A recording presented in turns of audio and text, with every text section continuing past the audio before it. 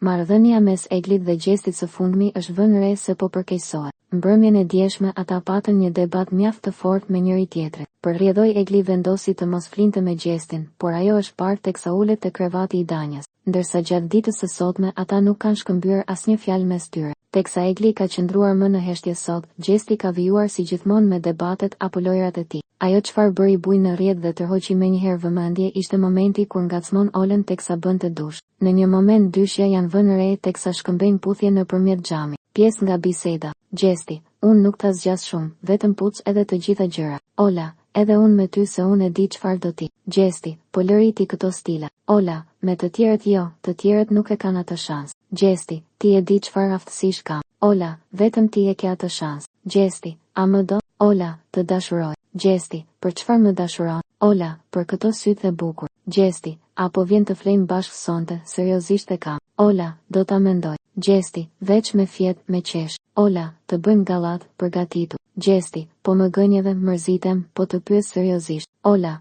po mirë se s'ka ndonjë gjë, shok jemi. A jemi shok? Gjesti: po, hidhërohem nëse nuk vjen. Kam nevojë të flas me dikë, ti andej unë këtej. Ola: me një organ, jo me dy. Gjesti: e mirë me një. Ola: haha jo more, ty të jep gishtin, të merr